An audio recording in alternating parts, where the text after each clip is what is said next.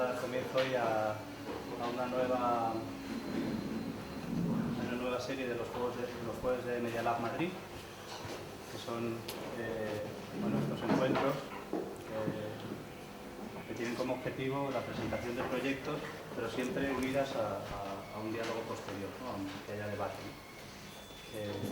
Van a ser como 6 jueves o así hasta mediados de noviembre.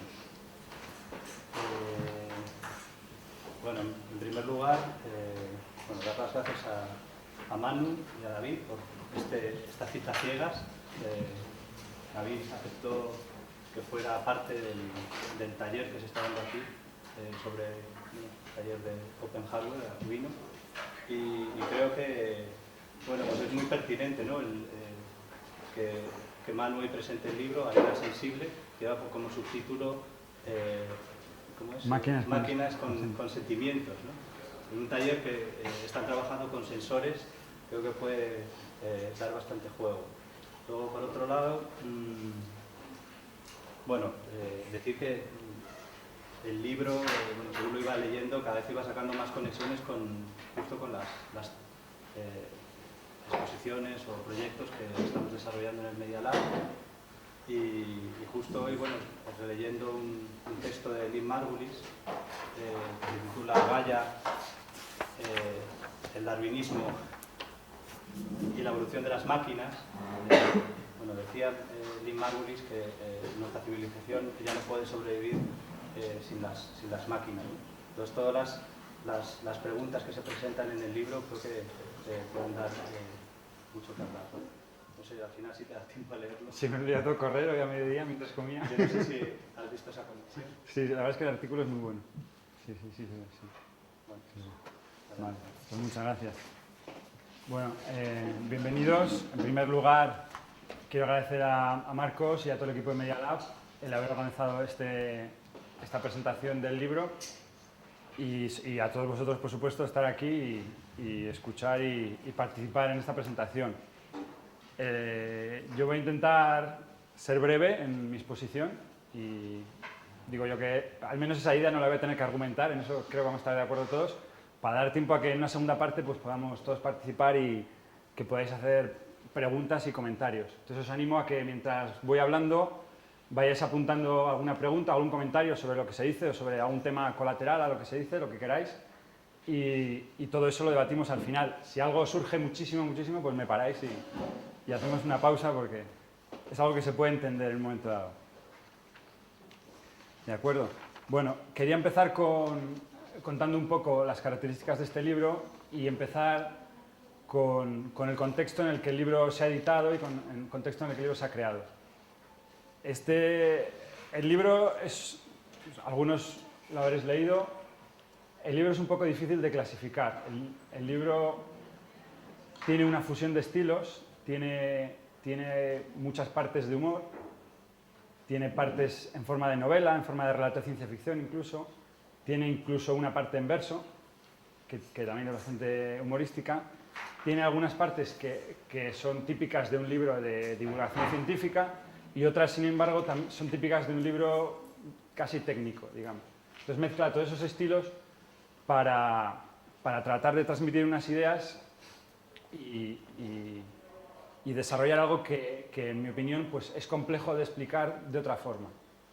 O sea, el libro en principio usa una fusión de estilos porque es la forma que se me ha ocurrido a mí que se pueden transmitir esas ideas. Otra cosa curiosa que tiene el libro es la licencia Creative Commons. El libro está editado en papel, el libro está aquí y está en papel como un libro cualquiera y se vende y se puede comprar en las librerías y en tiendas virtuales en internet. Pero también está la versión en PDF, que como veis ahí en la página web se puede descargar y se puede descargar gratuitamente. Aproximadamente, supongo que hay gente que le interesará, yo calculo que ha habido 2000 descargas del libro desde abril, que es cuando lo editamos. Lo sacamos a la vez en papel y en versión en PDF. Y bueno, el libro ha sido editado por la organización Red Científica y antes que hemos editado otros. El anterior que editamos es Evolución Nuevo Paradigma, que lo tenemos por aquí.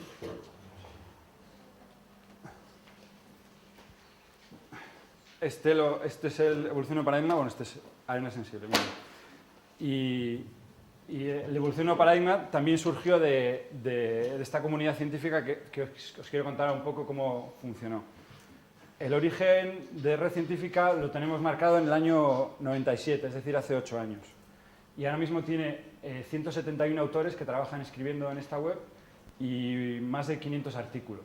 Más de 500 artículos, documentos, la mayoría son artículos, estos son monográficos, que, por ejemplo, digamos que un conjunto de unos 10 artículos, pues prácticamente hace un libro y ahí están.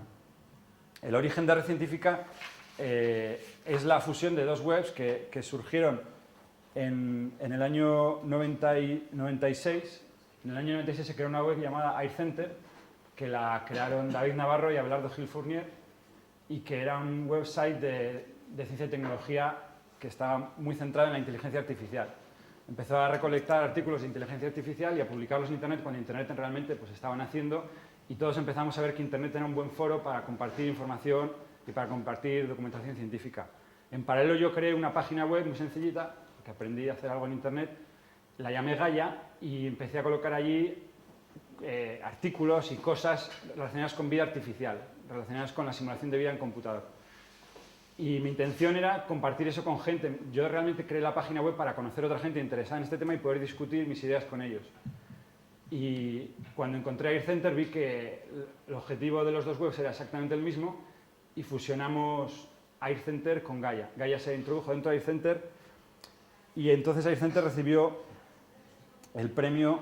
Bueno, los fundadores de AirCenter recibieron el premio Jóvenes Investigadores y después AirCenter recibió un premio del CSIC por la difusión de la ciencia. En el año 98 fue esto. Y bueno, más adelante quisimos dar al web y al equipo de personas que trabajan ahí un enfoque más global y lo llamamos Red Científica. Dentro del espectro de revistas científicas y de grupos de investigación, ¿qué se diferencia Red Científica de otros? Pues en algo que poco a poco hemos ido definiendo. Nosotros creemos que hacemos las cosas un poco diferentes de los demás. En ciencia uno se puede posicionar en muchos lugares. Se habla del método científico como si fuera un método científico, y eso no es cierto. O sea, podemos entender la palabra ciencia como el mecanismo para obtener conocimiento, y los mecanismos para obtener conocimiento son muchos. El conocimiento puede ser bueno, puede ser malo, puede ser útil, puede ser inútil. Entonces se habla del método científico como el método comúnmente aceptado para hacer ciencia, es decir, para desarrollar el conocimiento humano, para obtener conocimiento. Pero de hecho, sobre este método hay muchas variantes y hay muchas opciones. Las revistas científicas y las publicaciones también se posicionan en un sitio u otro. Hay revistas que son más aventureras, más arriesgadas, y otras son más tradicionales. Y nosotros... Vaya. Bueno, la verdad es que la pantalla no la necesito, así que esto lo vamos a dejar. Hay una serie de criterios científicos que parecen obvios y lógicos. Nosotros en nuestra publicación los hemos listado y se los pedimos a los autores. Pedimos coherencia y rigor a los autores que escriben artículos en Red Científica. Pedimos un razonamiento lógico, estricto y no ambiguo. Pedimos un estilo claro. Pedimos que el autor se trabaje el contexto y el estado del tema. Pedimos que use gráficos, imágenes, fórmulas, que tenga una bibliografía, que haya referencias. Es decir, pedimos que sea un trabajo claro, que sea un trabajo en profundidad, que sea un trabajo serio, ¿no? ¿Y qué pasa? Que el método científico usa estas herramientas. Usa la creación de hipótesis y la falsación, la prueba, la reproducción de los experimentos, etc. Pero nosotros reflexionamos en casos como el siguiente. Imaginar, por ejemplo, un laboratorio farmacéutico que quiere sacar un nuevo producto al mercado y prepara un estudio sobre ese producto. Y entonces tal vez hace una serie de 500 experimentos con 500 pacientes para probar ese medicamento. Podría hacer ese estudio y ver estadísticamente cómo se comporta el medicamento y si funciona bien, sacarlo al mercado y si no funciona, no. Pero el laboratorio puede hacer lo siguiente: no voy a hacer un estudio con 500 pacientes, voy a hacer 20 estudios con 500 pacientes. Hago los 20, si de los 20, 18 demuestran que mi medicamento es malo, esos 18 los rompo y los tiro a la basura. Y me quedo con los 2 buenos que argumentan que mi medicamento es bueno. Entonces, esos 2 trabajos, no quiero aquí alarmar, por supuesto que esto es una idea que se me ha ocurrido a mí, yo no digo que los laboratorios hagan esto, digo que lo podrían hacer. Esos dos estudios científicos estadísticamente perfectamente rigurosos sobre ese medicamento, se pueden publicar como un artículo científico, como una investigación, son impecables y son una tomadura de pelo, cuando no son un delito, digamos. Esto no solo puede pasar en el contexto de una empresa, sino también en una facultad. Si por ejemplo, pongamos una facultad de psicología en un departamento, un jefe de departamento tiene una teoría psicológica sobre lo que sea, puede proponer que se hagan estudios, proyectos de fin de carrera, todo tipo de investigaciones, y luego aquellas que apoyan su teoría y que la defienden y que la dejan bien, pues promocionarlos, y aquellos que la dejan regular, pues quitarlos. Entonces nosotros en Red Científica, ¿qué es lo que vimos? Que todo esto, el método científico, la coherencia, el rigor y todo esto es necesario, pero hace falta algo más. Y descubrimos que era ese algo más y le pusimos una palabra. Y ese algo más es la honestidad. Es tan sencillo como eso. El método científico para nosotros es la honestidad. Y claro, la honestidad, dices, pues es verdad, hay que ir con la verdad por delante y hacer las cosas. Sí, pero la honestidad es difícil de llevar a cabo porque a veces uno cree que está siendo honesto cuando hay algo dentro que le empuja a hacer lo que no quiere, ¿no? Y para eso uno tiene que reflexionar sobre cuáles son sus objetivos. Por ejemplo, estamos todos aquí reunidos y honestidad, ¿qué es? Yo sí que os cuento el libro y tal. Honestidad es decir, bueno, ¿mi objetivo aquí cuál es? Pues me apetece contar cosas sobre mi libro, mi objetivo clarísimo es que no penséis que soy un completo idiota, que salgáis de aquí pensando que, bueno, este tío parece que ha contado algo interesante. ¿Vuestro objetivo cuál es? Pues el que sea, no lo sé. Es una pena que aquí no ha habido una copa de vino español, ni ha habido empanadilla, pero bueno, yo no sé si conseguiréis vuestro objetivo o no, pero la sinceridad en nuestro punto de vista implica aspectos subjetivos. De la honestidad pasamos a la subjetividad. Y ese es uno de los puntos fundamentales del libro. Nosotros hemos descubierto poco a poco, y la verdad es que no nos atrevemos a decirlo muy alto, que la honestidad y por ello la subjetividad son elementos que tienen su papel en el mundo de la ciencia.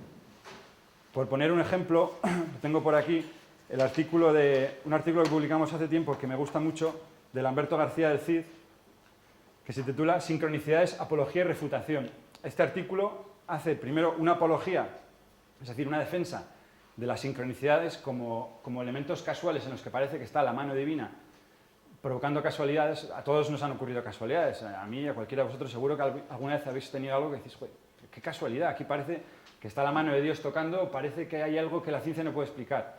Pues este autor se pasa la mitad del artículo defendiendo las sincronicidades y haciendo una tras otra explicaciones, incluso algunas personales de él, de por qué eso pues puede haber algo más allá de lo que puede explicar la ciencia. Sin embargo, tiene la segunda parte, el título de Sincronicidades, apología y refutación, tiene una segunda parte en la que refuta todo eso. Él finaliza el artículo criticando esa manera de pensar y explicando que lo que llamamos sincronicidades y casualidades no son tan casuales y dando algunos argumentos estadísticos de que, al fin y al cabo, es probable que ocurran cosas que a nosotros nos parecen improbables. Este artículo a mí me gusta mucho porque no sienta cátedra, no dice esto es así o esto es así, sino que coge dos alternativas enfrentadas, trata de mostrar las dos, incluye incluso elementos personales de él digamos que es sincero escribiendo el artículo y en definitiva podéis pensar, dice, pues no concluye nada. Yo creo que prefiero mucho más un artículo que no concluya. A mí muchas veces en la teoría de la evolución, en otros campos, en otras áreas en las que yo he escrito, me preguntan, bueno, tú aquí hablas de esto, hablas del otro, parece que defiendes una teoría, luego defiendes otra, ¿y tú cuál opinas? ¿Cuál es tu teoría? Y digo, ¿cómo que cuál es mi teoría? Pues ninguna, o todas, yo qué sé. Es decir, yo no tengo la verdad de cuál es el mecanismo que produce la evolución en los seres vivos, porque hay algunas lagunas en la teoría de la evolución y la discusión está todo el mundo discutiendo sobre ello. Entonces, yo no creo tener la verdad. Que si tengo opiniones, ¿qué importan mis opiniones? Si es ciencia auténtica, no importan mucho. De acuerdo. Bueno, ¿qué más vamos a contar? Bueno, voy a contar algunas cosillas más del libro y ya pasaremos a que vosotros podáis hacer preguntas y comentarios. Voy a comentar algunas cosas y de pasada repasar un poco los capítulos para recordar los que os lo habéis leído los temas que se tratan. El libro tiene dos hilos conductores principales. Uno es el uso de la analogía, de la metáfora en la ciencia, como mecanismo para conocer o para entender algunas cosas que por su propia naturaleza no son difíciles de conocer. Es decir, cuando quieres conocer algo, lo mejor es la observación. pero hay cosas que no se pueden observar, que no se pueden experimentar, que no se pueden reproducir. Y un hilo conductor del libro es usar la analogía y la metáfora para tratar de entender mejor estos temas. El otro hilo conductor, del que ya hemos hablado en la presentación, es la construcción de máquinas inteligentes sensibles, la construcción de un ser vivo inteligente artificial. La construcción de un robot que sea inteligente la tenemos bastante presente y nos la creemos bastante porque hemos visto cosas hemos visto que la ciencia adelanta mucho y bueno, pues parece que se va a poder hacer robots muy inteligentes con los que se puede hablar, etc. Pero que esta máquina tenga sentimientos y sensaciones como las que tenemos nosotros, pues parece algo más difícil. Pues la reflexión sobre esto puede ayudarnos a entender nuestra propia naturaleza. Esos son los dos hilos conductores principales del libro. Y tratando estos temas, pues ahora quizás se entienda mejor que el libro use esos recursos que hemos hablado al principio, de literarios, humorísticos, novelados, incluso la poesía. Como ejemplo quería poner un ejemplo de metáfora que aparece en los capítulos primero y segundo. El primer capítulo trata de inteligencia artificial y habla sobre cómo construir, da algunas nociones básicas de cómo construir máquinas inteligentes y en concreto máquinas que aprendan. Se plantea un contexto en el que sobre un problema determinado hay poco conocimiento o incluso ninguno y se plantea cómo es posible que una máquina aprenda de algo cuando no sabe absolutamente nada de lo que está aprendiendo, ¿no?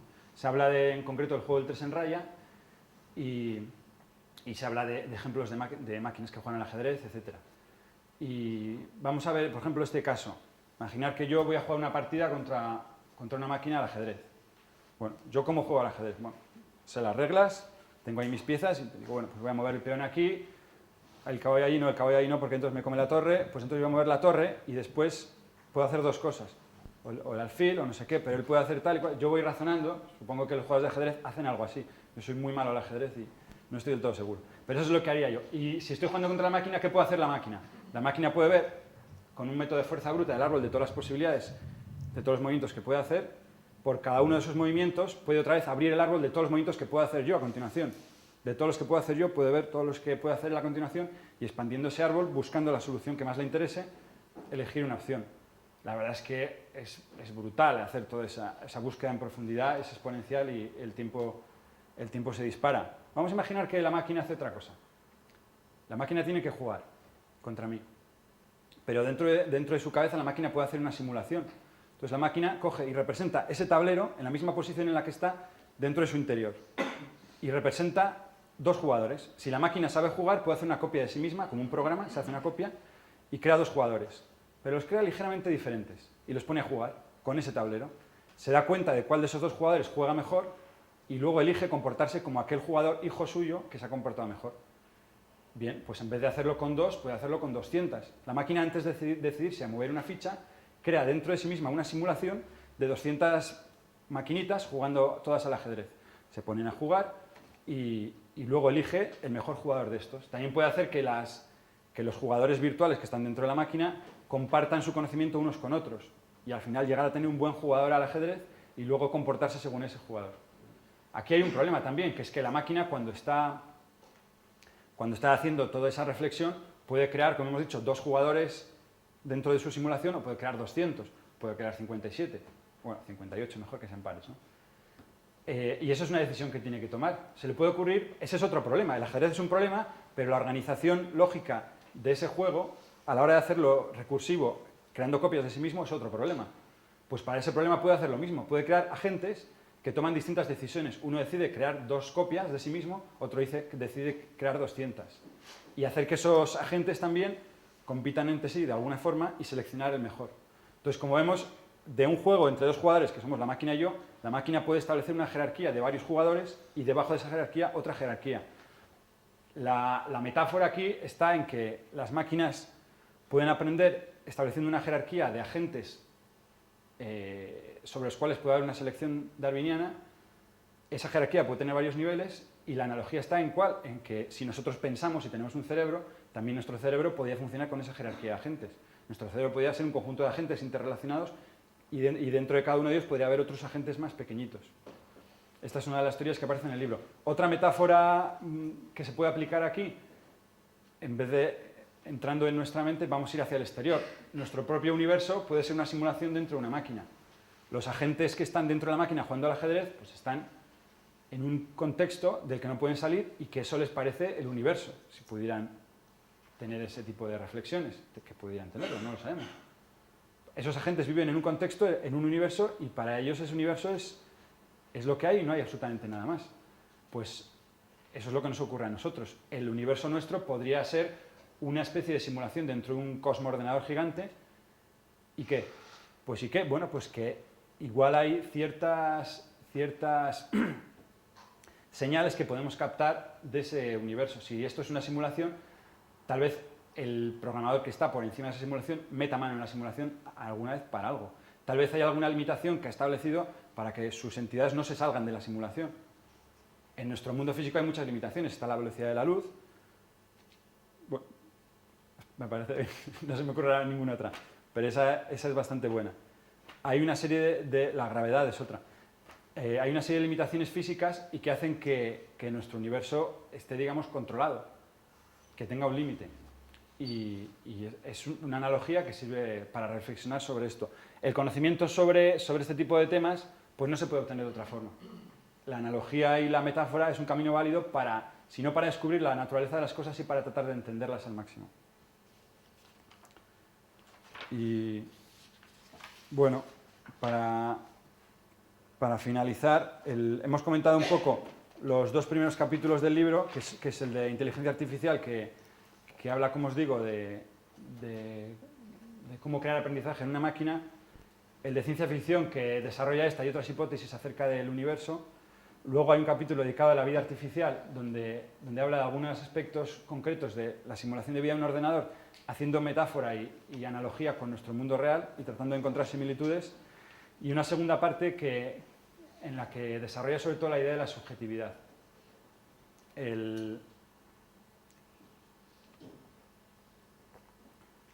En cuanto a la ciencia, yo personalmente, y creo que en Red Científica otros autores también, hemos encontrado la subjetividad importante a dos niveles. Uno, ya lo hemos citado, es el del uso de la subjetividad en el campo de la ciencia. La ciencia, yo creo que como objetividad se encuentra limitada y la subjetividad puede hacer mucho por la ciencia. Una pequeña reflexión sobre esto. La mayoría de la gente opina que los hechos objetivos son sólidos y son los que generan una dudosa experiencia subjetiva. Por ejemplo, si hay un árbol hecho objetivo y sólido, porque el árbol se puede tocar, yo, ser sensible, subjetivo, veo el árbol y en cambio esa experiencia subjetiva pues está sujeta a duda porque es mi opinión, es mi forma de ver y tal. O sea, parece que el hecho objetivo es sólido, es real, y que la experiencia subjetiva pues es mi subjetividad y los demás no se la creen. Cuando yo propongo en el libro que es absolutamente al contrario. Es la experiencia subjetiva la que es real. La experiencia subjetiva es yo veo un árbol y de eso no hay ninguna duda. Y en cambio el hecho objetivo de ahí hay un árbol, eso es una hipótesis. Yo creo que veo un árbol, pero ¿sabe Dios si eso es un árbol? Y diréis, no, o sea, qué tontería, la ciencia se dedica a hacer observación y hay un acuerdo entre lo que tenemos a nuestro alrededor y hay una realidad objetiva a la que podemos acceder, a la que convergen todas las subjetividades. Por supuesto que eso es cierto, pero cuando 40 personas están en una sala de cine viendo una película, esas 40 subjetividades convergen hacia una realidad, pueden hablar sobre ella, hacer comentarios y esa realidad no es cierta.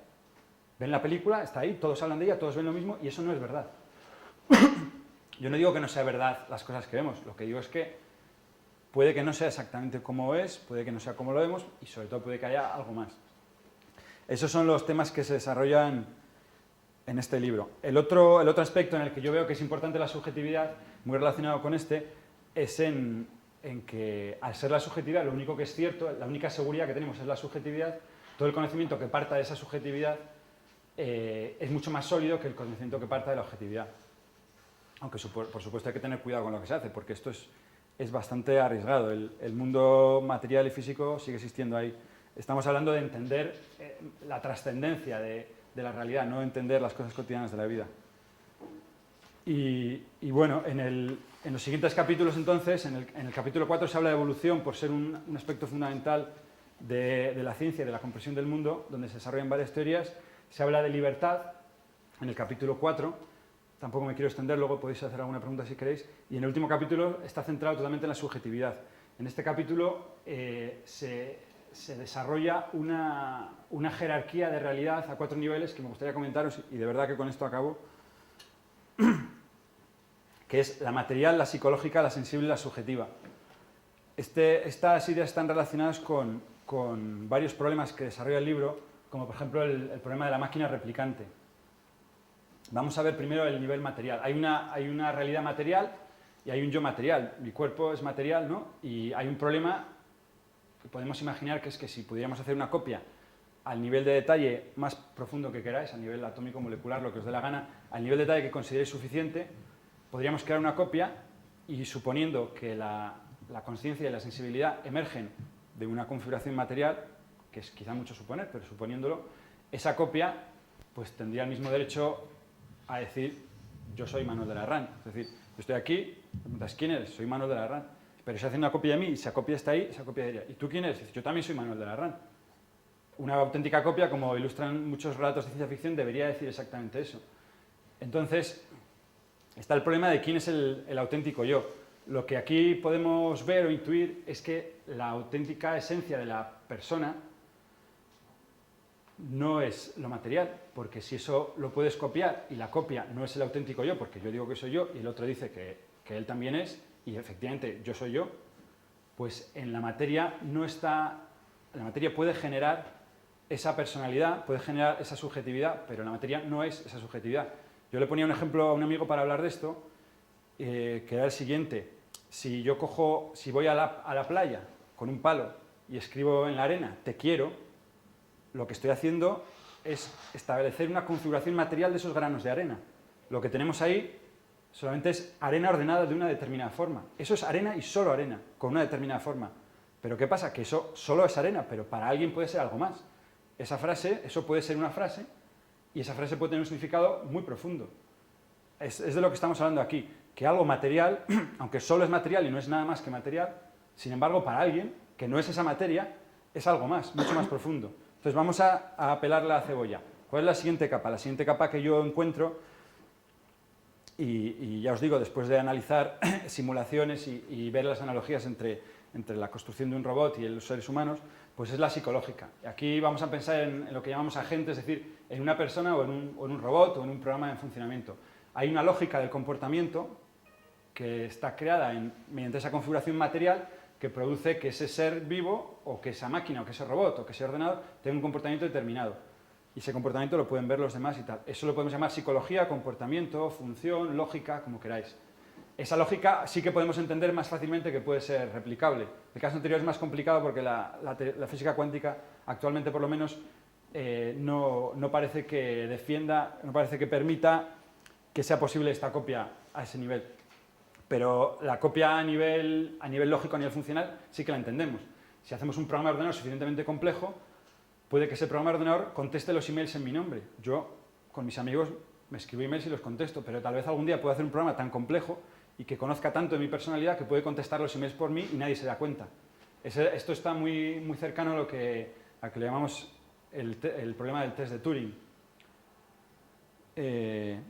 ¿Qué ocurre aquí? Que la copia tampoco es la auténtica personalidad. Yo estoy aquí, ahí está mi copia se comporta como yo, los demás no se dan cuenta.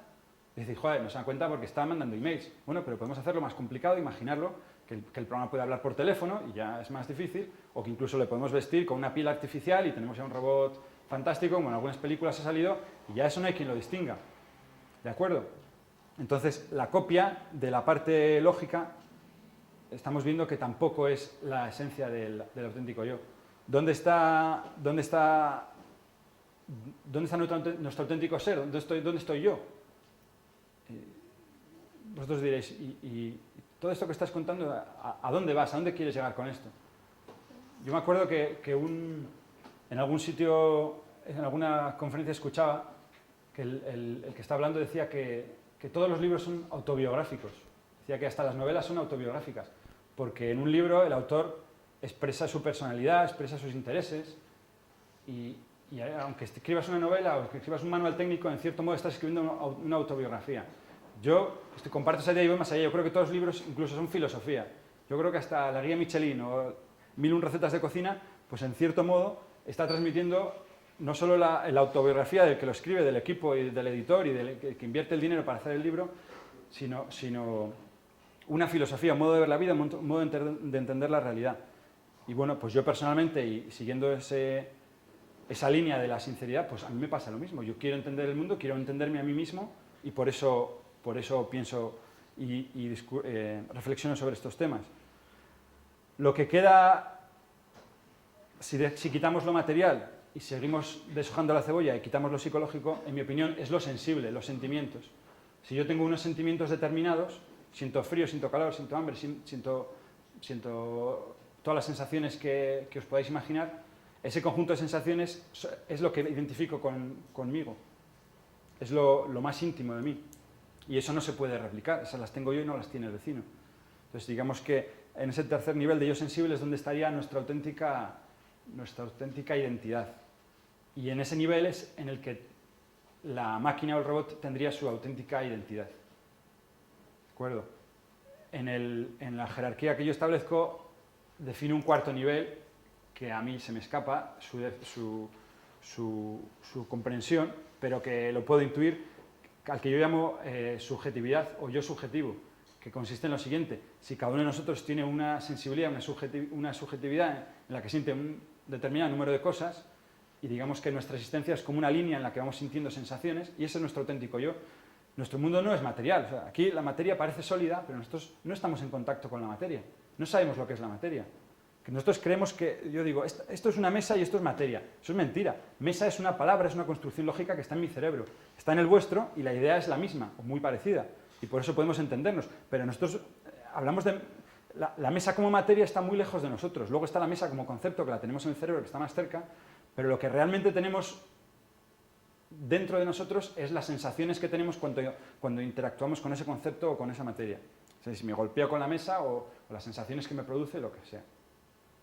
Pues ese cuarto nivel que yo encuentro es el de la existencia de unos sentimientos determinados, cualesquiera que fueran. Es decir, la capacidad de ser subjetivo, de ser sensible, que tenemos los humanos, y que en todos es exactamente igual, esa está a un nivel más profundo que la de tener una sensibilidad determinada. Y en el libro Desarrollo de la hipótesis, algo aventurada, pero bueno, el libro es aventurada en cualquier caso, de que esa sensibilidad profunda que todos tenemos y que es la capacidad de tener una sensación es única y común para todos. Y que digamos que al más bajo nivel la sensibilidad de todos los seres sensibles está unida. Y bueno, esto es un poco lo que quería comentar. Por resumir lo que hemos comentado hoy del libro, el libro tiene esos dos hilos argumentales principales, el de la construcción de un ser vivo inteligente artificial y el del uso de la metáfora en la ciencia y para conocer este tipo de cosas. Yo cuando terminé de escribir el libro, pues me lo leí, porque creo que no me apetecía, pero creo que era lo justo, y me quedé con ganas me quedé pensando, es demasiado complejo, o sea, hay demasiada información aquí, se tratan demasiados temas y lo que yo intento transmitir no puede ser tan complicado. Debo ser capaz de resumir esto y debo ser capaz de resumirlo de una forma que sea divertida de leer, humorísticamente. Y entonces me decidí a escribir el prólogo, y la verdad es que del prólogo es de lo que estoy más orgulloso del libro. El prólogo es totalmente humorístico, es muy breve y efectivamente transmite, yo creo, la gente que lo ha leído dice que le ha gustado mucho, aunque está feo que yo lo diga, y yo creo que transmite la idea central que tiene el libro, pero en la que, bueno, no me quiero desarrollar más porque, bueno, los que lo habéis leído lo conoceréis y si no, pues lo podréis leer. Y nada, eso es un poco todo lo que quería decir. Muchas gracias. Pues nada, ahora, como os he dicho, espero que hayáis tomado nota, aunque sea mentalmente, y tengáis preparadas preguntas y comentarios con total libertad. Sí, yo tengo una pregunta. Yo estoy muy interesado en el tema de los seres vivos artificiales y hablas de una máquina sensible y de cómo construirla y tal. Para que haya una sensibilidad, primero tiene que haber una consciencia, ¿no? ¿Eso es programable? O sea, ¿se puede programar la consciencia de manera que una máquina sea consciente de sí misma y por ende pueda sentir inputs del exterior como tal? Depende. Es que la palabra consciencia es realmente complicada. Hay muchos significados de la palabra consciencia. Hay quien entiende la consciencia como recursividad. Es decir, cuando hablamos yo soy consciente, una máquina es consciente, cuando un ser inteligente que maneja símbolos, un ser que piensa, es decir, que maneja símbolos de la realidad, cuando un símbolo que está dentro de su cerebro es el mismo, se dice que es consciente porque dentro del mismo está el mismo. Pero claro, si equiparamos consciencia con recursividad, pues el conjunto formado por una cámara que está grabando la salida de un monitor de vídeo, pues también es consciente porque tiene una imagen de sí mismo dentro de sí mismo. Y bueno, otros muchos ejemplos de recursividad con espejos y con muchas cosas serían conscientes y parece que no queremos decir eso. Entonces, en ese sentido, la consciencia tampoco está muy claro qué es, por supuesto. En mi opinión, nosotros construimos, o sea, si me preguntas qué hay que hacer para que una máquina sea consciente, o entiendo yo un poco la pregunta, ya una vez que la construimos, ¿qué hay que hacer para saber si es consciente o no? ¿Y qué hay que hacer para saber si es sensible o no? Yo he estado pensando en el tema, la verdad es que parece un tema completamente imposible de descubrir, o sea, por el problema del solipsismo. El solipsismo nos dice que el solipsismo es una tontería, pero no se puede argumentar en su contra. Es decir, el solipsismo dice que yo existo y que todo lo demás, pues no lo sé, no estoy seguro, puede ser una imaginación mía. Que es esta idea que hablamos de la subjetividad.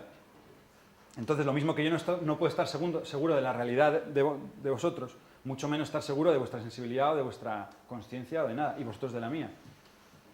En el caso humano, pues entendemos que los demás son semejantes a nosotros y como nos conocemos a nosotros mismos, pues entendemos que el otro que es semejante y se comporta igual, se parece físicamente, pues entendemos que es igual. Por cierto, que los grandes simios, los chimpancés, pues deberíamos pensar lo mismo, porque se comportan muy parecido, tienen a todos los niveles y en todos los aspectos parecen tener sentimientos, con lo cual y si seguimos con los animales, la verdad es que podemos decir, bueno, no quiero entrar en el problema ético, pero os lo podréis imaginar. Lo mismo que entendemos que un ser humano es un ser con derechos, en su momento las mujeres no se consideran seres con derechos. Se consideran los hombres, pero no las mujeres. Pues, lo mismo que hemos avanzado en darnos cuenta de que las mujeres también están en nuestro círculo ético, pues tal vez los grandes simios también estén en nuestro círculo ético. Y luego tal vez los perros y los gatos y sigamos así.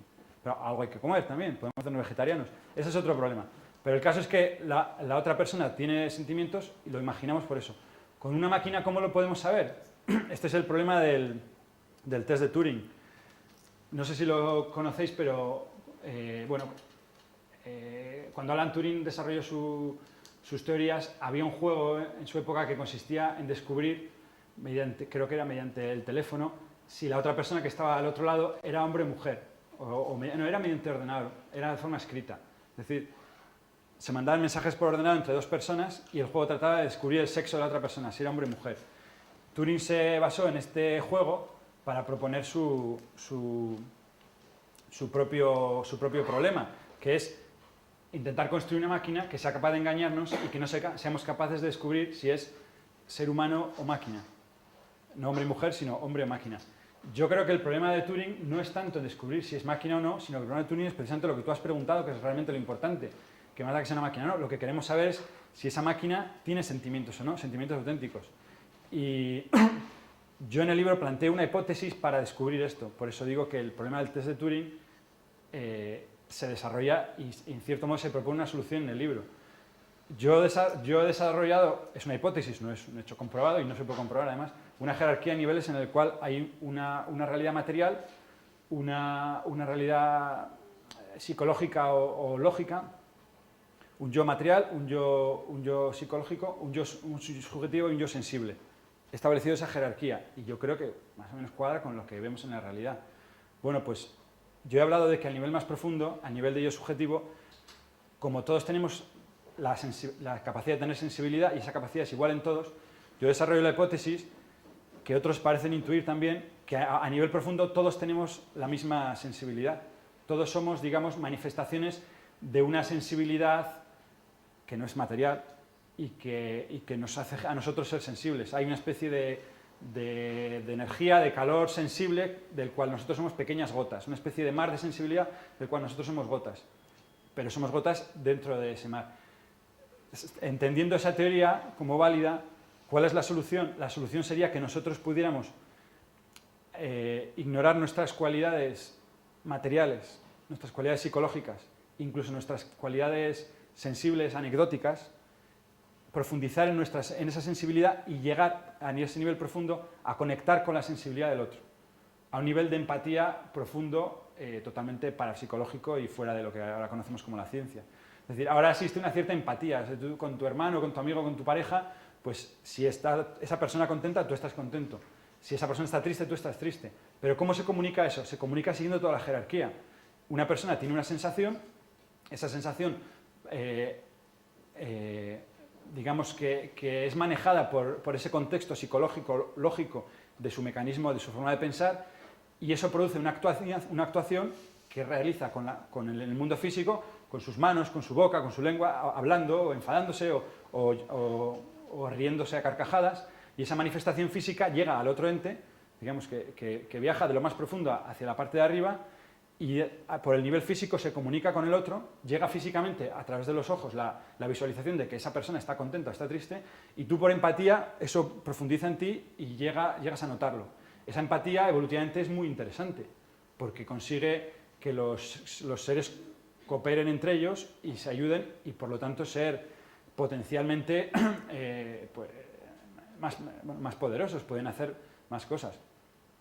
Entonces, lo que yo propongo es que se pueda, que exista, mediante la introspección, y no me preguntes cómo, bajar en esos niveles y realizar una comunicación a bajo nivel, a nivel del sensible. Y de esa forma descubrir, digamos, por una forma de intuición, que la máquina es sensible, o descubrir que no lo es. Podemos pensar, y bueno, pues parece un camino enrevesado y además es una hipótesis y puede no ser cierta. Ya, pero yo lo que planteo en el libro es que es el único camino posible.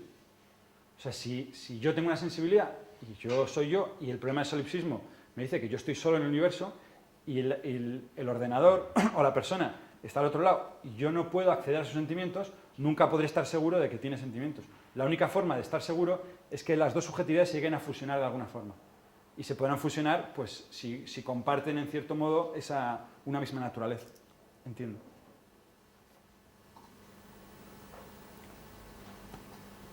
Pero cuando hablas de sentimientos, parece que es una cosa ahí.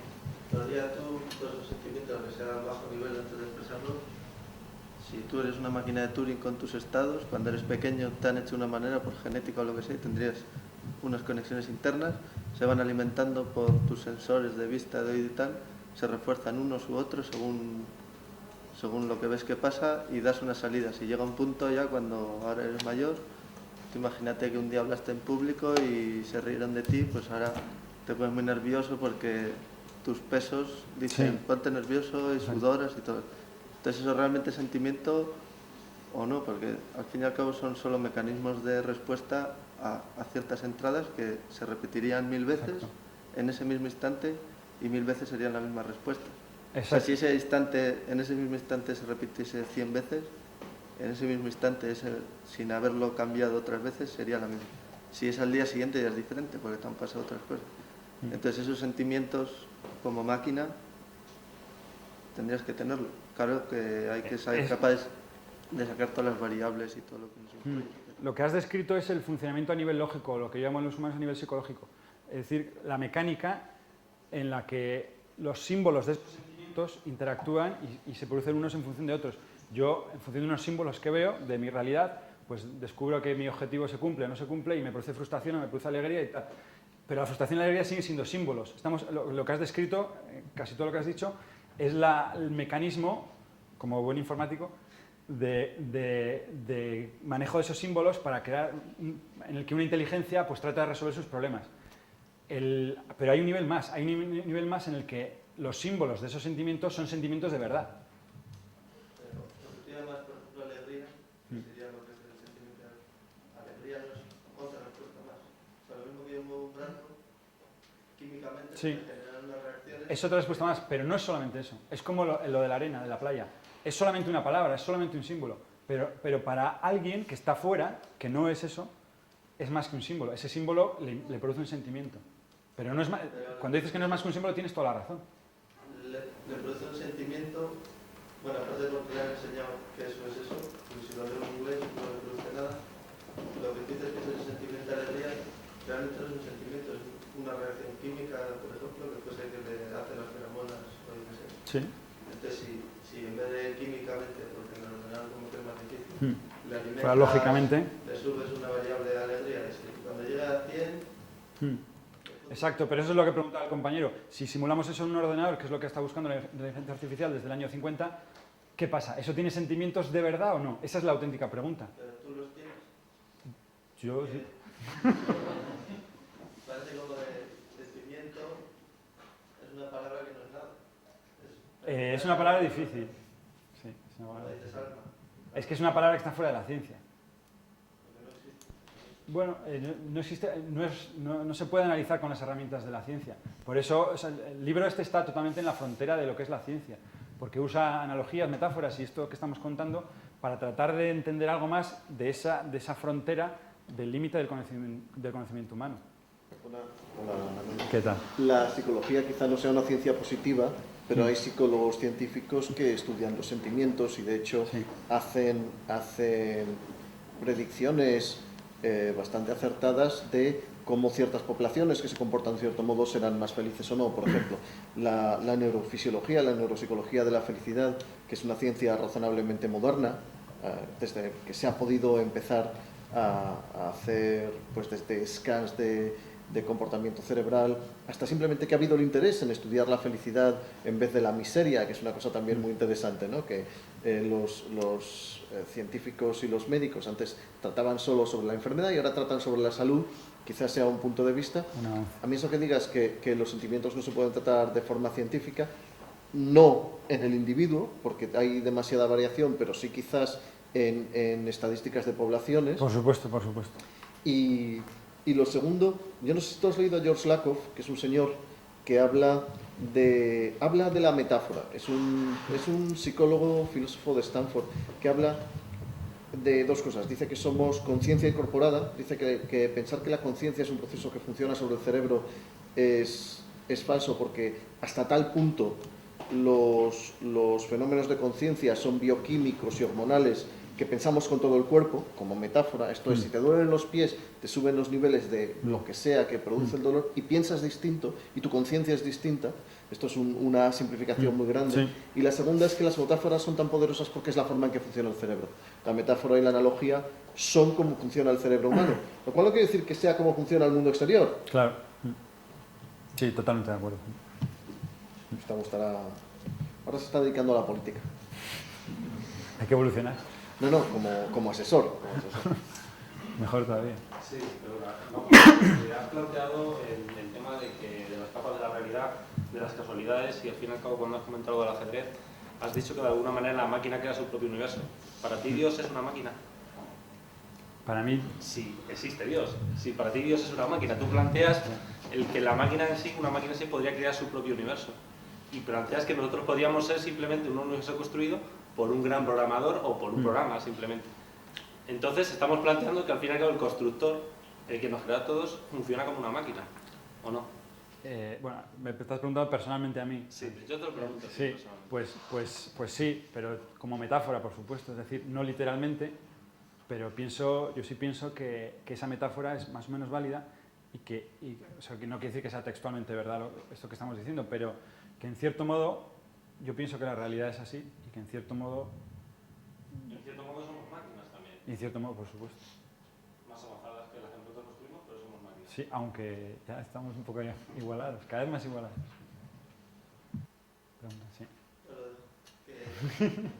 Tenemos tiempo, ¿no? ¿Distingues entre el sentimiento de dolor y el sentimiento de, por ejemplo, amor?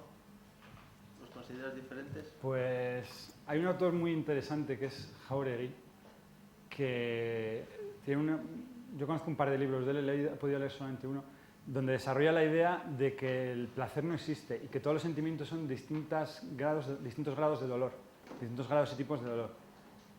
Y me parece muy interesante ese punto de vista. Plantea que todo lo que nosotros llamamos placer, en cierto modo, es liberación de energía todo lo que sería satisfacción para nosotros es la consecución de un objetivo y digamos, la anulación de una pequeña frustración o de ese sentimiento de no conseguir el objetivo. La verdad es que si uno se pasa un par de días sin comer y le pega un mordisco un bocadillo de chorizo, la verdad es que va a sentir el mayor placer de su vida. Y sin embargo comemos a diario y prácticamente no notamos nada. Entonces, me parece muy interesante ese punto de vista. Yo no estoy del todo seguro que sea así, yo no lo creo, pero creo que algo de verdad tiene. La verdad es que no lo sé, pero me parece interesante ese planteamiento. Me refería más, hoy me lo dices, pero que yo pongo el dedo en el juego y me quemo el dedo, es un sentimiento, ¿no? Muy programable. Sí, no. La temperatura sube, el dolor. Sí. Y de ahí al amor, lo que pasa es que el amor, bueno, joder, tengo una subidón de feromonas porque coincides con el canon de belleza que me ha dicho los de Rueda. Ya, y además de eso, qué felicidad. Son los dos niveles, efectivamente. Hay un nivel lógico-mecánico en el que coinciden las feromonas y otro en el que tú dices, joder, qué bien. Si lo consideras igual tipo de sentimiento. Vamos a ver, en el caso de cuando pongo la mano en el fuego y tal, hay una acción refleja y efectivamente esa acción no pasa por el consciente, pero sí que la ejecuta el cerebro. Porque el brazo, bueno, quizá en algún caso pueda el brazo, no estoy del todo seguro, pero en principio va al cerebro, el cerebro da la respuesta y tú ni te has enterado, te enteras después. Entonces, al no haber conciencia, pues parece que no hay sensibilidad y sentimientos. Aquí se puede hablar de una hipótesis que es la de Timothy Ferris, que es muy interesante, que es la del intérprete, en la que desarrolla que en el cerebro hay varias entidades y hay una que llama el intérprete, que es la que se atribuye la identidad del yo y la conciencia, pero que solo es una parte muy, muy limitada. Entonces, si yo pongo la mano en el fuego y la quito y no me he enterado, yo no he sufrido nada porque todavía falta medio segundo hasta que sienta el dolor. Pero igual antes hay alguien en mi cerebro que sí ha sufrido, pero no he sido yo. Quiere decir que en mi cerebro hay una especie de esquizofrenia. Hay varias entidades y hay una que es intérprete, que es la que está en el mundo real, en el mundo que conocemos, en el mundo habitual, y ese intérprete es limitado. La hipótesis de Timothy Ferris es que mediante la meditación es posible hacer que el intérprete se fusione con el resto de entidades y que esa integración dentro de tu propio cerebro es la que los místicos hacen referencia cuando hablan de que entienden que su yo se extiende por todo el universo y que llegan a un estado de lo que sea, ¿no? Cada uno lo cuenta a su manera. Timothy Ferris tiene la hipótesis de que ahí lo que ocurre es que una parte del cerebro está siendo integrada con todas las demás y que esa integración te produce esa sensación de amplitud fantástica. Yo creo que el tema del fuego es más una sensación que un sentimiento. Entiendo, ¿no? Y que implica un nivel de conciencia que es significativamente. Si esa no es la diferencia entre una sensación y un sentimiento, ¿cuál es?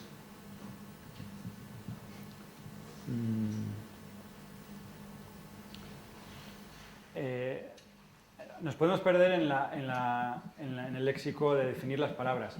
Yo voy a tratar de explicar la diferencia que yo veo y luego lo llamamos como quieras. Yo hablo de la sensación o del sentimiento, más bien la sensación como elemento lógico, como algo como un hecho que se produce y que se puede escribir con una palabra y que se puede hablar de él y como un símbolo que se puede manejar para conseguirlo o para evitarlo, y otro de que yo siento eso, o tú lo sientes o quien sea. Esa es la diferencia que yo hago. Entonces, a uno le llamamos sensación y a otro le llamamos sentimiento, pero lo podemos llamar como queráis. La diferencia que hago es entre el concepto lógico de lo que ocurre, que le ocurre a nivel material, si queréis, pero es un concepto lógico, que es a ese segundo nivel, y que hay alguien que está sintiendo eso. En el libro aparece un gráfico, a ver si lo tengo por aquí. Como he apagado el ordenador no podemos verlo, pero aparece un gráfico en el que aparece, digamos, un agente, una persona o una máquina, cómo se comporta con el entorno. El agente es, digamos, una caja, tiene un entorno con el que interactúa, al que hace cosas y del que recibe cosas, y luego tiene un cerebro que toma decisiones. Entonces el entorno le produce cosas buenas y malas, y eso se lo pasa a un cerebro para que el cerebro tome la decisión de qué es lo que hay que hacer a continuación para que no nos pasen las cosas malas y que vayamos a por las buenas. En eso consiste un agente en un ordenador o en una persona. Eso puede funcionar perfectamente sin que nadie sienta nada. O sea, un mecanismo lógico que interactúa con el exterior y que maneja símbolos y que consigue su objetivo, sea cual sea, pues se puede programar y nos lo podemos imaginar que eso es un mecanismo lógico que puede funcionar sin que nadie sienta nada. Es decir, los árboles crecen, las ranas buscan las moscas para comérselas. ¿La rana tiene sentimientos? Pues sensaciones, yo creo que sí. ¿El árbol? Es más difícil, pues no lo sé. ¿Y una piedra? Pues no lo sé. Es que una piedra no parece que esté buscando un objetivo, no parece que tenga una lógica compleja. Pero bueno, la materia se organiza en cristales y realiza operaciones físicas que podemos interpretarlas como lógicas en algún aspecto. Entonces esa es la diferencia que veo yo entre los símbolos como elementos lógicos que se pueden manejar y el hecho de sentir una sensación determinada. Sí. Tengo dos preguntas. Sí. La primera es, no he tenido que hacer con el libro, así que no sé si en el libro defines, justamente porque en ese momento no estoy utilizando vocabulario, en el sentido de que el libro lleva emoción, sentimiento, sensación. En tu libro defines o estableces a qué te refieres por cada cosa para que yo justamente a lo mejor puedo tener una idea de emoción que no es la misma que tienes tú. ¿En tu libro detallas eso un poco en profundidad? ¿O No. creas tus maneras de hablar, o sea, tus conceptos, tus maneras de expresar las cosas y tenemos que entender a través de tu discurso? En el libro no hago una definición en una frase, la hago en un capítulo. Ese es el problema. Ese es el problema. Y la segunda cosa es que has dicho que, contestando a su pregunta, una manera posible de testar la consciencia o el hecho de que una máquina sienta, ¿no?, es conseguir comunicar a este nivel más profundo subjetivo y así intentar ver si establecemos esa empatía con la máquina, si entendemos lo que querías decir. ¿Tienes intención, propones o tienes intención de proponer cómo podríamos llegar a este nivel de empatía y comunicación? Pues directamente no. Esa es la parte que a mí personalmente más me interesa del libro y es la parte que desarrollo en la introducción, es precisamente de lo que hablaba antes, porque en realidad es lo más importante de todo el libro.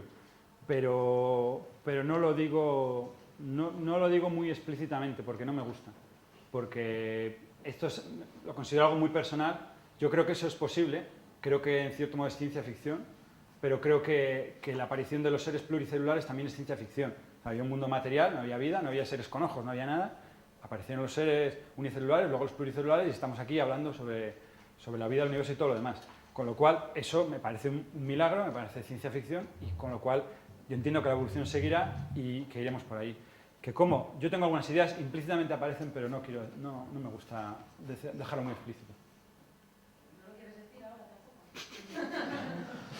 Yo creo que si uno se lee el libro lo entiende. Es mejor explicarlo.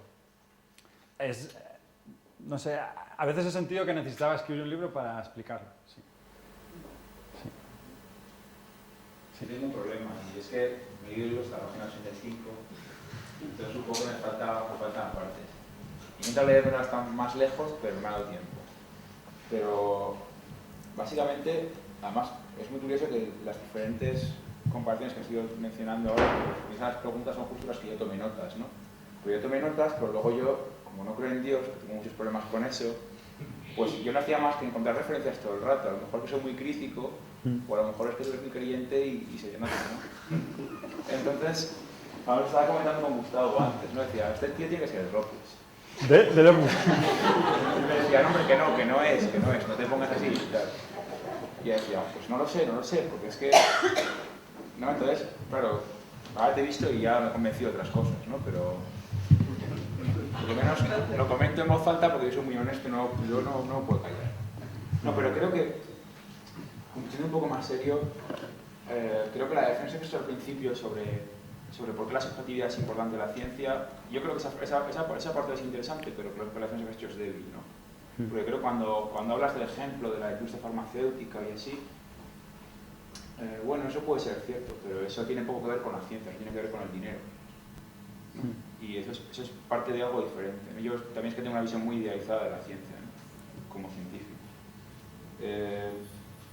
Luego, no sé, tengo frases así gloriosas que yo creo que es porque las ha escrito con esa intención, ¿no? Como por ejemplo, los sentimientos se crearon para los seres más complejos por el hecho de ser móviles. Entonces yo me estoy imaginando a mí mismo, después de un accidente de coche, parapléjico, diciendo, hostia, no tengo sentimientos. Claro, soy un vegetal. En defensa del hombre, los sentimientos los han evolucionado solo los seres que tienen una vida bastante compleja en la sabana para tener, o en otros entornos, para tener movilidad y necesidad de predecir el comportamiento de otros seres. Los sentimientos son en principio, y las empatías, desde la que tiene el gato y el ratón, ven al otro bicho y dicen, ¿este qué va a hacer? Le salto encima, me lo como, va a saltar encima, se me va a comer, y de ahí vienen las ostras, no tienen sentimientos. Vaya, es una frustración total. Pero es decir, si a un gato le arrancan las patas, pues sigue teniendo un modelo externo que incluye formas que solo se pueden definir como emocionales, no tan complejas como las de los humanos, pero también. Y sobre todo piensa que eres un hijo de puta por haber arrancado las patas. No, es que yo sigue dando vueltas a la idea del vegetal, ¿no? Porque incluso los vegetales también desarrollan diferentes estrategias en función del ambiente. Claro, eso es lo que iba realmente. Porque Eso estás proyectando, le llamas desarrollan estrategias. No estoy proyectando nada. Las plantas de cáñamo son capaces de... Porque lo han dicho. Es una de las cosas más estudiadas, efectivamente, esta planta. Sí, ¿cómo se llama esta revista científica? Son capaces de detectar si hay un macho en los alrededores a la hora de desarrollar su propio... Yo creo que el problema de todo es lo que significa la consciencia. La ciencia y lo que significa. Sí, Ese es el verdadero problema. Total. ¿Qué es la consciencia? Dentro de lo que sea. Y es ahí donde está la cuestión. Y en eso anda la ciencia, pero que parece eso algo asintótico a saber cuánto se logra. Pero ahora hay muchos trabajos ya decentes, pero se está empezando. ¿Hay una pregunta por ahí? Sí, hola, Manu.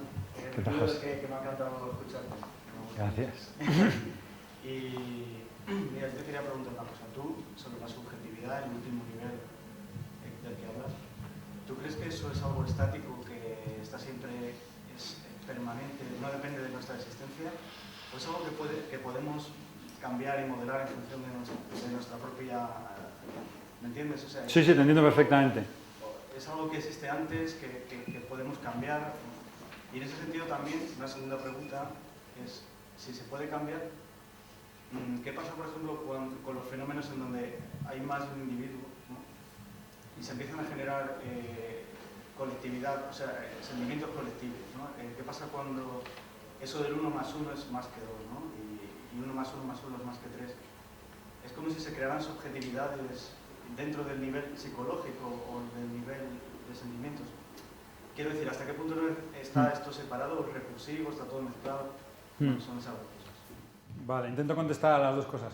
En cuanto a la primera, yo he escrito esa jerarquía de realidad, que es mi hipótesis y que se podrá rebatir, por supuesto, y según la cual la auténtica esencia de uno es el nivel más bajo. Es decir, que si quitamos lo material, quitamos lo psicológico y quitamos incluso unos sentimientos concretos, puedes cepillarte todo eso y tu auténtica esencia sigue existiendo. Yo creo, intuyo, imagino, y digamos que de lo que he ido conociendo en el mundo, soy más de la opinión de que eso es permanente. Pero ¿qué pasa? Que eso que es permanente, en mi opinión, que además mi opinión no tiene por qué valer nada, eso que es permanente no incluye ni la materia, ni la psicología, ni los sentimientos concretos. Es decir, hay algo permanente, en mi opinión, algo que no muere nunca, algo eterno. Aquí esto es muy metafísico, ¿no? Pero bueno, me estás pidiendo mi opinión. Pero que no tiene, que no es la materia, que no es tu psicología como un mecanismo de tu forma de pensar y que no son tus sentimientos concretos, que a veces tienes unos, a veces tienes otros. Yo creo que todo eso desaparece con la muerte, pero hay algo que queda y eso es permanente. ¿Puede ser permanente y no estático? Sí. Es lo que dices tú, yo creo. Eso es un poco la duda. ¿Hasta qué punto es estático? ¿No? Es decir, ¿hasta qué punto podemos transformar la metafísica o lo que haya? Yo creo que podremos, o sea, la evolución ha hecho cosas tan maravillosas que llegaremos en esa línea, empezaremos a entenderlo, o quizá nosotros no, quizá nosotros seamos las células de algo que se está formando, de Gaia, de lo que sea, y ese algo lo entienda y lo desarrolle y nosotros hagamos nuestro papel como células. me ha gustado el símil del mar, sería como si el mar pudiera ser un mar tranquilo, un mar con olas, un mar negro, un mar azul, bonito, turquesa, no sé. Sí, pues puede ser. La verdad es que yo estoy totalmente perdido en eso, porque me parece un tema muy complicado. Bueno, quizá entre todos se llegue algún día a descubrir.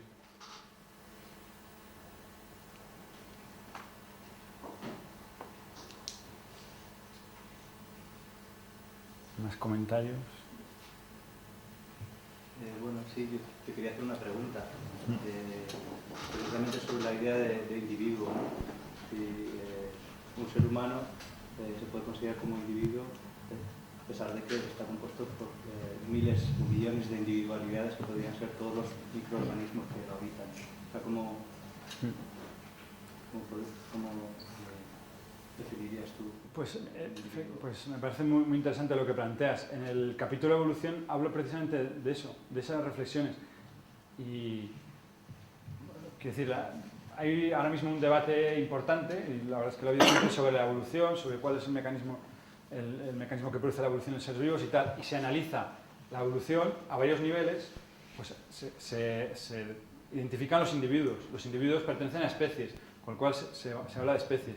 Y los individuos están formados por células, pero hay un material genético con los genes, que los genes se reproducen, mutan y no sé qué. Entonces se establecen abstracciones, los genes, los individuos y las especies. ¿Qué defino en mi libro? ¿Cuál es mi pequeña aportación? No muy original, pero mi pequeña aportación. Pues que todas esas cosas son abstracciones mentales nuestras.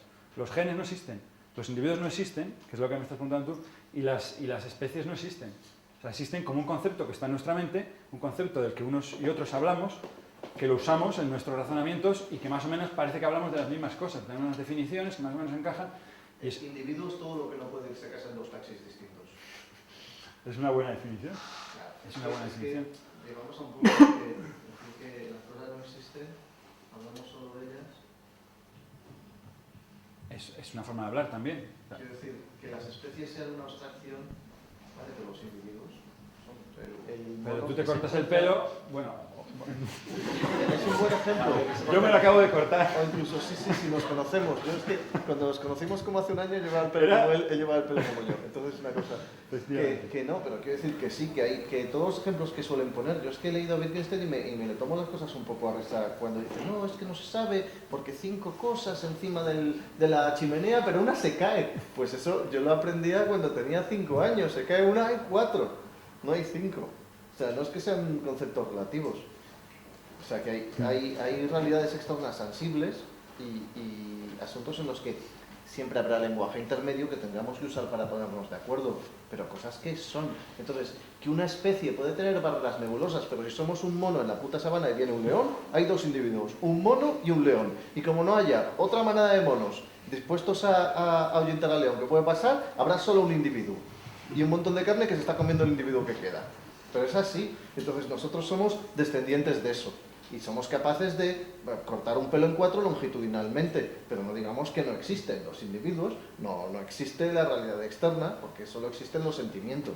Descartes fue hace mucho tiempo y ha sido más o menos superado, más o menos solo. Parece muy bien. Como crítica sí, un poco es que no existe, ¿sabes? Te tiro la zapatilla, no existe la zapatilla, eso es la sensación que te da a ti de que te duele la cabeza. O sea, yo estoy totalmente de acuerdo con lo que dices. O sea, el nivel de descripción de la realidad que haces tú, yo creo en él. Tú lo usas todos los días. Lo uso todos los días. Es el ejemplo de la película. Tú y yo estamos viendo una película en la que la zapatilla vuela y tal, y hablamos de la zapatilla, vemos la misma zapatilla, vemos la misma película, y eso es real. Y además, como no actuemos en función de eso, nos vamos al hoyo.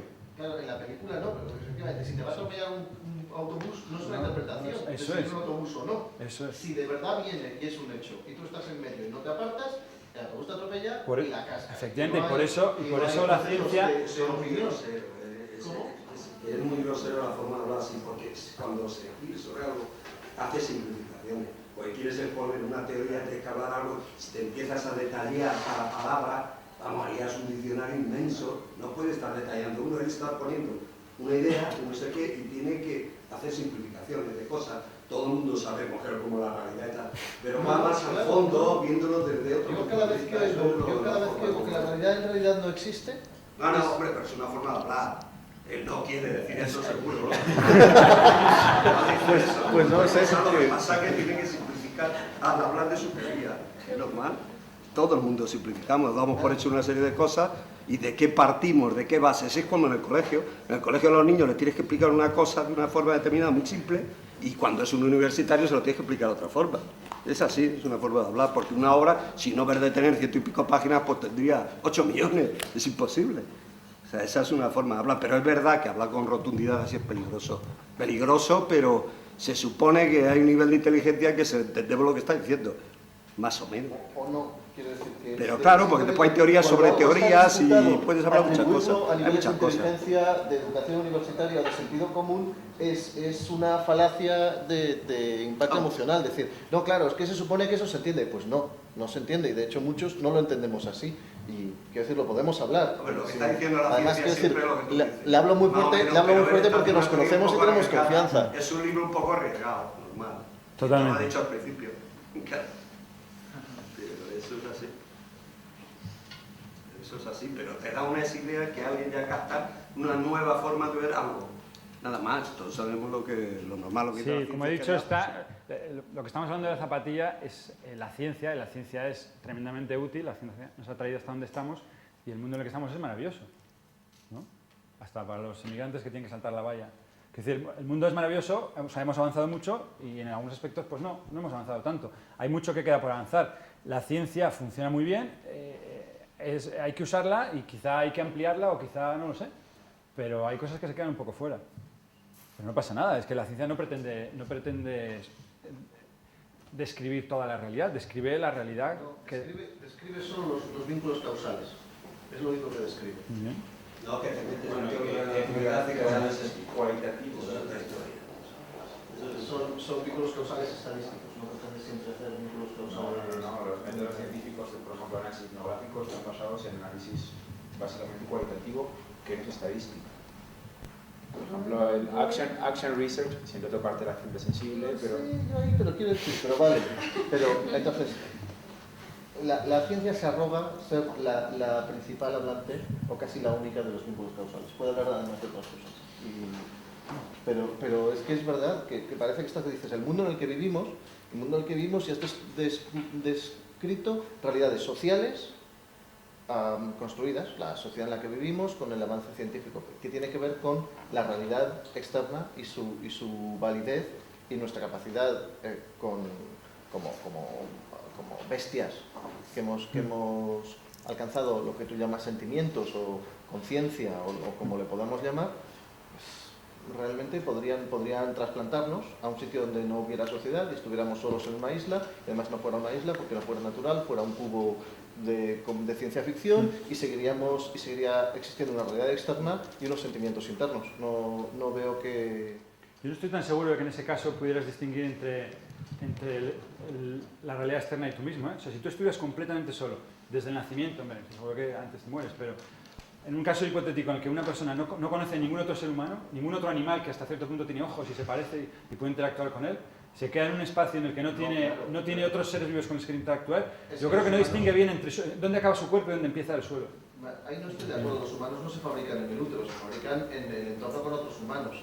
Emocional, inteligentemente, el lenguaje se desarrolla hablando con otros. Pero yo estoy convencido de que sabría perfectamente la diferencia entre su pie y el suelo. Y tocamos el tema del objeto sujeto. Ahí empieza, y entonces ahí entramos en religión, entramos en filosofía.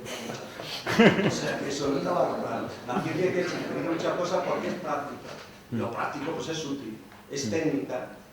Pero la ciencia ahora ya progresa más, está mucho más arriba, tiene que estar mucho más arriba. Y después eso de que la ciencia, que no actúa por, también como decía otro, no sé qué, que no actúa por tema económico, la ciencia es que también mucha superchería, es muy peligrosa también, porque depende de los laboratorios, depende de muchas cosas, todo eso es real, totalmente real, eso sí que es real. O sea, hay mucho que hablar. Lo que pasa es que los científicos pues vemos la cosa de otra forma de vista, quizás. Sobre todo en España, que es donde peor está. Hay de todo y está muy bien, y esa idea de que no está así de distinta, está muy bien, ¿por qué no? ¿Tenemos otra pregunta? Cuando antes hablabas de una máquina de inteligencia artificial para capaz de sus propios evidente para las personas que están aquí, pero a mí me interesa el tema de la lógica borrosa. O sea, es una máquina o un ordenador que utiliza en todo momento un lenguaje matriculado, una lógica binaria de ceros y unos. En tu libro hablas un poco de qué lugar ocuparía esta lógica no binaria o lógica borrosa, o no tocas el tema. Muy de refilón. Yo te puedo decir que o sea, los computadores, tal como los conocemos ahora, son digitales y al más bajo nivel representan símbolos que o están o no están. Y con esa dualidad entre el 0 y el 1, binario, pues construye todo lo demás. Entonces, al más bajo nivel, en cualquier cosa que haga, tiene un nivel de discretización que es limitado, que llega a ese nivel. Cualquier cosa que represente, cualquier número, no puede tener una precisión infinita. En su momento se construyeron computadores que llamaban analógicos, que ahora están totalmente en desuso y que no se usan, quizá un termostato, podría considerarse así, que son analógicos que se construyen con elementos físicos del mundo real, donde el nivel de detalle al que pueden llegar depende de la materia con la que están construidos. Entonces, si tú la materia la consideras a más bajo nivel, discreta, pues hay un límite. Si la consideras infinitamente divisible y que no hay un nivel último de la materia, pues entonces no. Esos ordenadores tienen un nivel de detalle mucho más profundo que los digitales, pero en la práctica, pues ahora todo el mundo usa digitales. Luego, dentro de esa digitalidad, existe la lógica borrosa como una estrategia, como una técnica de representar conceptos pues bueno, efectivamente borrosos o que se producen en cierto grado y tal, pero al más bajo nivel son también discretos. Lo que ocurre a alto nivel es que sí manejan esa dualidad. El cielo es medio azul, medio blanco, ese tipo de cosas. Pero hubo un momento en que se decía que se tira un poco por su camino, que se ponía el mismo ejemplo en un artículo que combativa, ¿no? Como una lavadora que desarrolla el lavado inteligente funcionaba simplemente no funcionaba con lógica binaria, ¿no? Sí, la Eco Lavamates de AEG. Sí. Sí, pero también hay detergentes con granulitos azules de tiempo y quiero decir, la validez científica o incluso del sentido común de esa afirmación es aproximadamente cero, se acerca más a la poesía que a una poesía, como que siempre ha habido poesía que te manipulaba para llevarte a la guerra o para llevarte al huerto, pues esta te manipula para llevarte a la tienda y pagar, ¿no? Entonces, la lógica borrosa de la lavadora me lo tomaría yo con un grano de sal del tamaño de un paquete de 5 kilos de Lipsan. Bueno, creo que el artículo al que yo me refiero era un poco más... No, quiero decir, sí, el de la lavadora me refiero, el de la lavadora en concreto. La lavadora era el ejemplo más básico y más evidente que se ponía, pero aludía a toda una serie de modos de funcionamiento que intentaban dejar atrás la lógica binaria y que en última instancia aludía a que el futuro estaba un poco en esa línea, en dejar atrás los ceros y unos que en un momento dado pueden llegar a estar limitados a la hora de barajar cómo responder el mail de una persona o de medirse. Bueno, hasta ahí. Bueno, las neuronas no van así, las sinapsis no son bueno, cualquiera te podrá, o sea, quizá otra persona te podrá contestar, en cierto modo sí, en cierto modo no.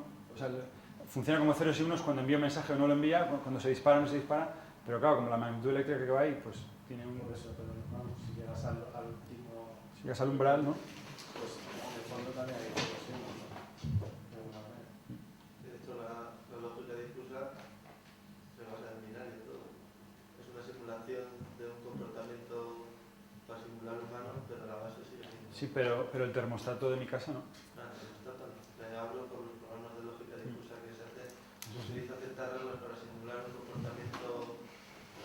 Hay un ejemplo muy interesante, igual lo conocéis, de computadores analógicos, que es, bueno, algún artículo, no sé dónde lo leí, hablaba de distintos algoritmos de ordenación y de la distinta complejidad de los algoritmos y, pues, no recuerdo muy bien cuál era la clasificación de complejidad de algoritmos, pero vamos, unos eran más rápidos, otros eran más lentos.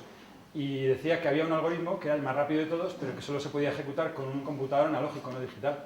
Y que era el de, para el caso de ordenar una serie de números, coger una serie de lápices o de palitos, cortar cada lápiz con una distancia que sea proporcional al número que quieres ordenar, coger todos los lápices y hacer ¡plá!, darle un golpe y ya los tienes ordenados. Pero hay un problema con eso, que es que estamos mezclando analógicos con difusos y no lo son. El termostato de tu casa es determinista y este ejemplo que acabas de hacer también es determinista. Lo que es que es hasta cierto punto continuo y no discreto, tiene un nivel de exactitud o de precisión, que es el que tú tengas para cortar el... Sí, hay muchos problemas asociados, por eso los ordenadores no son analógicos. Una regla de cálculo tiene un componente analógico, que es el deslizamiento y un componente que no es difuso, que es un componente de error, que es el ojímetro que apliques tú para hacer la conversión a logaritmos. Pero ahí no hay lógica. Yo entiendo que la pregunta de ella no intenta ir en línea de los problemas prácticos, que evidentemente los hay, por eso no funciona eso así, sino de bueno, teóricamente con esto se podría, ese tipo de planteamiento. Yo creo que es lo que está preguntando. Yo, por cambiar la discusión, voy a aclarar aquí esto, pues, por algo que no tiene ni pies ni cabeza. Quería hablar de la teleportación, ¿no? La página 68 del libro me hace mucha gracia cuando describe esa teleportación en un proceso de clonación y destrucción, prácticamente. Y que lo que le parece el conflicto ético es que hay dos tíos iguales en lugar de matar a uno de los dos, que es el conflicto de verdad. Desde mi punto de vista. Si a mí me reproducen que me meten a mi otro yo es una putada que no te imaginas. Sale en estación de tránsito de Clifford Simak. Sí, no me lo he llegado a leer, pero es decir, mi gran problema es que a mí sí me clones porque realmente me necesita a mí mismo doble. Para lo que sea, bueno, casi para... Uno para que vaya a trabajar. No, pero quiero decir, a lo que iba es que me parece que en determinados momentos en el libro haces determinadas afirmaciones, ¿no? Desde un punto de vista científico nuevo, que no sé si están basadas en ciencia divulgativa o en la realidad. Por ejemplo, es decir, que la velocidad de luz es una limitación cuando todo buen teleco sabe que el frente de onda puede ir más rápido que la velocidad de la luz. Con lo cual, y por la dualidad onda-corpúsculo, un corpúsculo como el mío podría terminar viajando a una velocidad más rápida que la velocidad de la luz. Entonces, claro, si conocemos ciencia divulgativa tenemos que poner los puntos sobre las IES, tenemos que decir cosas como son, ¿no? Y hay cosas que no podemos dejar de lado. Entonces, si queremos ser rigurosamente científicos, no podemos dejar de lado aquellas cosas de la ciencia que se han demostrado como ciertas. Totalmente de acuerdo. Y ese era mi comentario. Eso. Además, luego tengo un montón de frases célebres, pero no las voy a comentar. Cosa con las cervezas. Vale. Y gracias, me ha gustado, hasta dónde he llegado. Gracias a ti, gracias a todos. No sé si hay algún otro comentario o pregunta. Bueno, pues muchas